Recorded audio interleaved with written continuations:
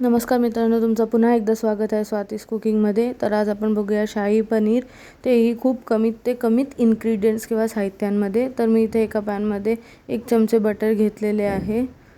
त्यात मी पनीरचे क्यूब्स टाकून घेतले आहे। हा साधारण 250 ग्रॅम्स पनीर मी घेतलेला आहे।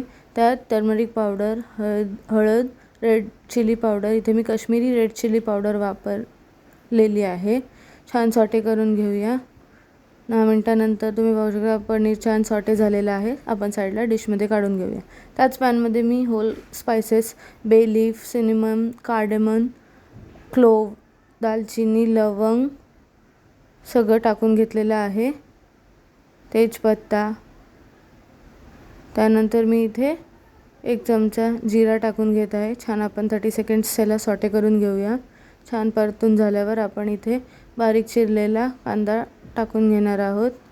इथे मी बारीक चिरलेला अनियन टाकून घेतलेला आहे। याला पण आपण 30 सेकंडसाठी छान सॉटे करून घेऊया। परतून झाल्यावर त्यात मी इथे जिंजर व गार्लिक टाकून घेत आहे। आले लसूण साधारणतः 8 ते 9 पाकळ्या लसणीच्या टाकून घेतलेल्या आहे। त्याला पण आपण छान सॉटे करून घेऊया 1 मिनिटानंतर। तुम्ही पाहू शकता आता आपण याच्यात टाकणार आहोत 1 बारीक चिरलेला टोमॅटो आणि चवीनुसार मीठ, सॉल्ट। त्यानंतर आपण याला आणखी 1-2-3 मिनिटे परतून घेणार आहोत। त्यानंतर मी इथे 8 ते 9 काजू घातलेले आहे व 2 सुकी लाल मिरची, बिलकुल ऑप्शनल आहे। तुम्ही ग्रीन चिलीज पण वापरू शकतात। त्यानंतर मी इथे पाणी टाकून छान एक उकळी काढून घेणार आहे।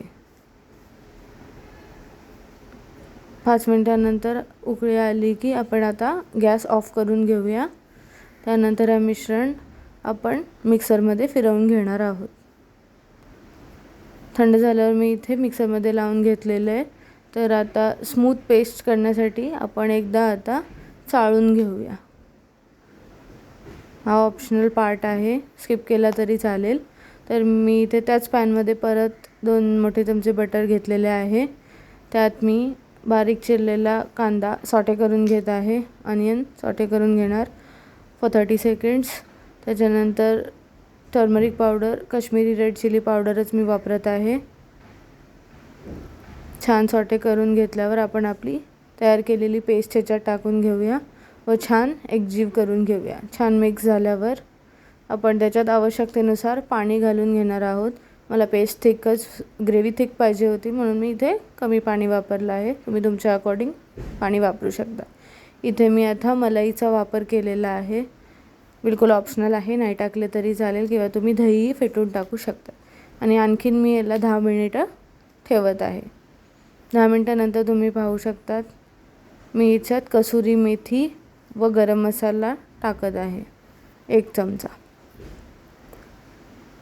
छान मिक्स झाल्यावर आपण त्याच्यात आपले पनीर क्यूब्स आता ॲड करून घेऊया। पनीर क्यूब्स ॲड केल्यावर आपण छान हळूवारपणे मिक्स करूया, जास्त मिक्स नाही करायचे। आणि परत एक 5 ते 10 मिनिटं गॅसवर ठेवायचं लो फ्लेमवर। 5 ते 10 मिनिटांनंतर आपली शाही पनीर रेस्टॉरंट स्टाईल बिलकुल रेडी आहे। मी इथे मीठ टाकायला विसरली होती, सो मी लास्टला ॲड केलेलं आहे। सो आपली शाही पनीर रेडी आहे। रेसिपी आवडली तर नक्कीच करून बघा। लाईक, शेअर, कमेंट करा, सबस्क्राईब करायला विसरू नका। अशाच रेसिपीसोबत भेटूया पुढच्या व्हिडिओमध्ये। थँक्यू।